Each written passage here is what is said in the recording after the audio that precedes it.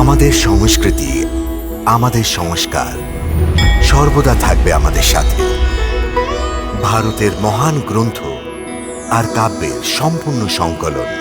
Subscribe করুন তিলক।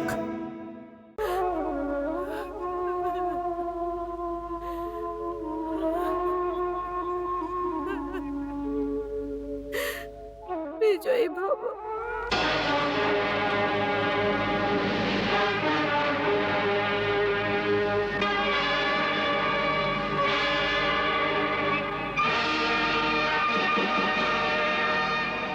প্রদ্যুম, তুমি?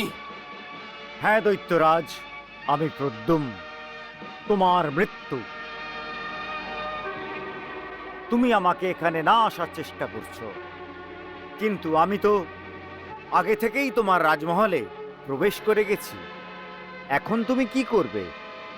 আমি কি করব এক্ষুনি বলছি।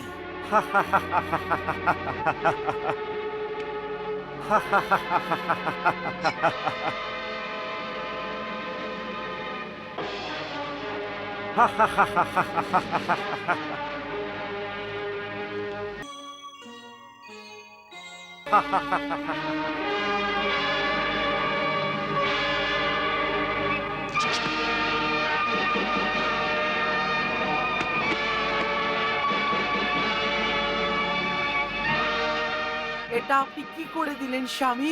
ওইটাই মায়াবতী, যা আমাকে অনেক আগেই করা উচিত ছিল। আমি প্রদ্যুমকে বধ করে দিয়েছি। প্রদ্যুম্নের বধ? পরন্তু আপনি একটা তো নির্জীব পুতুলের গলা কেটেছেন স্বামী।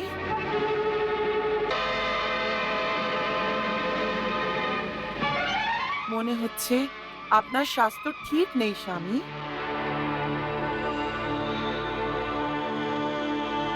আমিও আপনার মতন প্রদ্যুম্নের কারণে চিন্তিত আছি। আমারও বুদ্ধি কাজ করছে না স্বামী। প্রদ্যুম্ন নিজের মায়াবী শক্তির বিশাল প্রদর্শন করে আমাদেরও আত্মবিশ্বাসকে চুরচুর করে দিয়েছে। আপনি প্রদ্যুম্নর সাথে লড়াই করবেন না, ওর সাথে যুদ্ধ করবেন না স্বামী।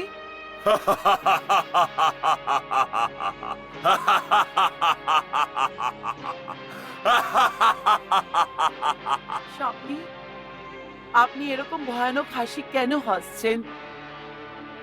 আমার আমার ভয় লাগছে স্বামী। তুমি এমন কথা বলো মায়াবতী যে আমার হাসি পেয়ে যায়।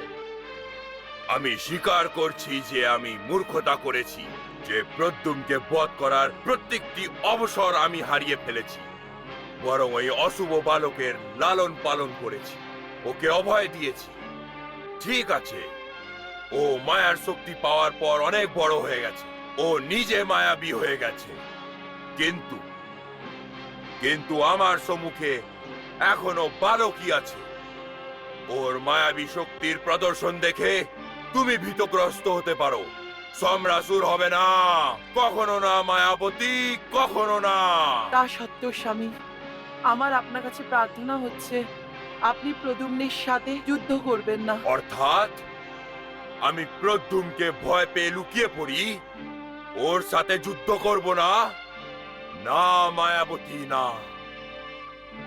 মায়াবতী, আমি প্রদ্যুমের সাথে যুদ্ধ অবশ্যই করব, অবশ্যই করব। আমি একজন মহাবীর। প্রদ্যুম আমাকে আবাহন করেছে। যদি আমি ওই আবাহনকে স্বীকার না করি, তাহলে লোকেরা আমাকে কাপুরুষ বলবে, পুরুষত্বহীন বলবে, পুরুষত্বহীন। যদি আমি যুদ্ধভূমিতে প্রদ্যুমের সম্মুখে না দাঁড়াই আর যুদ্ধ না করেই পালিয়ে আসি, তাহলে লোকেরা আমাকে পলাতক বলবে, পলাতক। আমি পলাতক না মায়াবতী, আমি একজন যোদ্ধা, যোদ্ধা। যুদ্ধ করাই আমার কর্তব্য। আমি যুদ্ধ জিততে চাই, কিন্তু দুর্ভাগ্যবশত যদি আমার যুদ্ধে মৃত্যু হয়ে যায় তাহলে? স্বামী, আপনি এটা কি ধরনের অশুভ কথা বলছেন? মায়াবতী,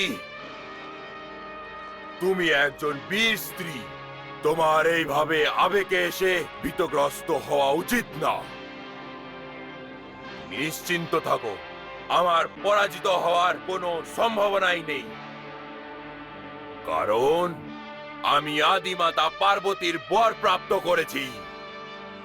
তা সত্ত্বেও যদি যুদ্ধ করতে করতে আমার মৃত্যুও হয়ে যায়, তাহলে ওইটা বীরের মতন মৃত্যু হবে, বীরের মতন। আমি বীর গতি প্রাপ্ত করব, যা প্রত্যেক যোদ্ধার আন্তরিক ইচ্ছা হয় মায়াবতী, আন্তরিক ইচ্ছা।